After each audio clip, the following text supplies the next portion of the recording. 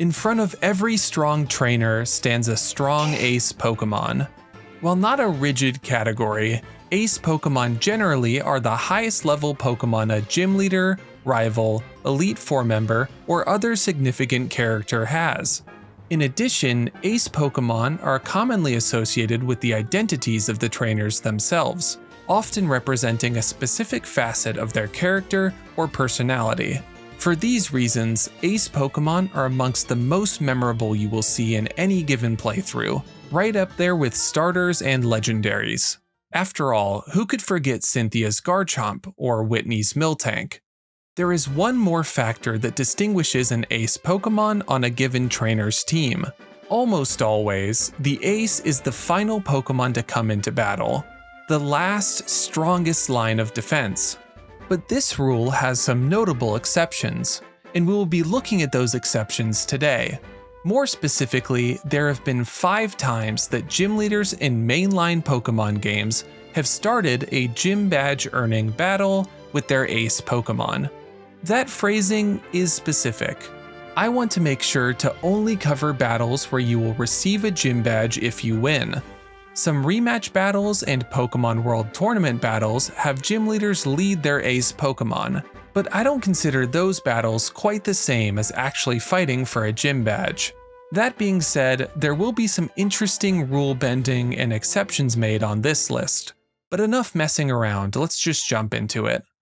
Even in the very first generation of Pokémon games, we can find an example of a lead Ace Pokémon. Lieutenant Surge of Vermilion City leads with his Ace Raichu in Pokémon Yellow. Now, is Raichu also his last Pokémon? Yes. Surge only has one Pokémon in this game, in a nod to the anime fight Ash's Pikachu has against Surge's Raichu. But this still counts as a lead Ace Pokémon. Just because you're in the back of the team doesn't mean you can't also be in the front of the team. If that wasn't enough though, Surge also leads his Raichu in the Gen 2 games, as well as in the remakes. Now technically, Raichu is no longer his highest level Pokémon in these games, but I still think it's his ace. You can't have Surge without his Raichu. Not to be outdone, the Johto region also has a lead Ace Pokémon, but not in the Gen 2 games.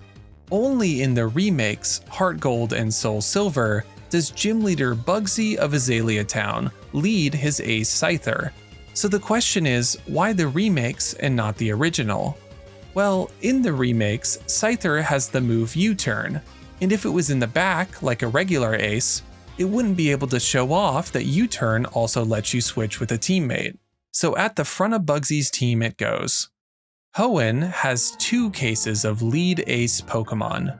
Sort of. Let's start with the simpler one. In Ruby and Sapphire, as well as the remakes of those games, Tate and Liza only have 2 Pokémon, Solrock and Lunatone. In addition, their gym battle is a double battle. So, you get 2 for the price of 1 here, and have 2 lead Ace Pokémon in 1 gym battle.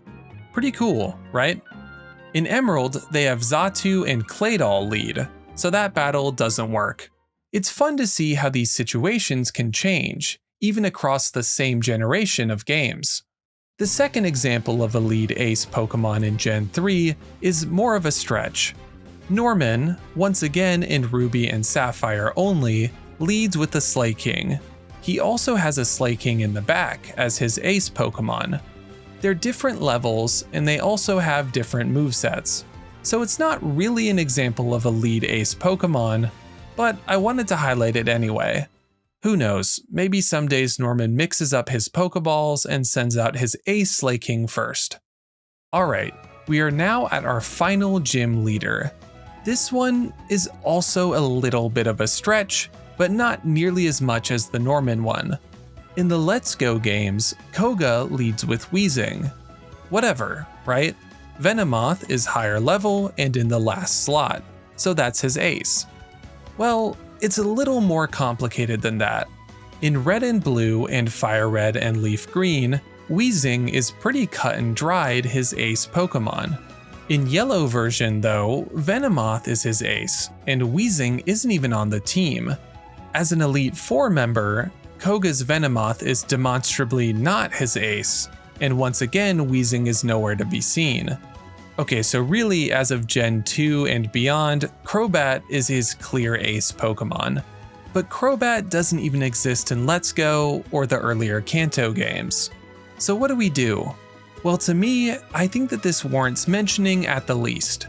If pressed, I would say Weezing is the ace for the Gen 1 games specifically. So to me, this does fit the bill. But if you disagree, I would totally get it. Hey, Editing Slam here. So I didn't somehow realize that Let's Go Pikachu and Eevee were explicitly remakes of Pokemon Yellow version, so I guess that's another point in favor of the Venomoth being his ace, so I guess it doesn't really count. But in my defense, his team here is way different than the 3 Venonats and 1 Venomoth in Pokemon Yellow, so I don't know, I still stick by it just a little bit.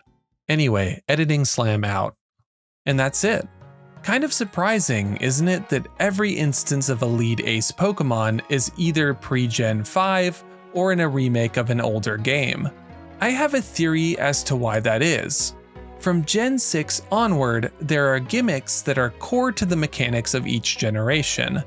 Mega Evolutions, Z-Moves, Dynamax, and now Terastallization. With each of those, you really want to save the biggest show for last when it comes to each and every gym leader. So if every gym leader ace is going to Dynamax, for example, you want that ace to be firmly planted in the last spot. For that reason, I'm not sure we'll see this little phenomenon happen again anytime soon. That's not to say that it's impossible, I just don't see it fitting in with gym leaders in the current plan. There are other examples of lead ace Pokemon outside of gym leaders.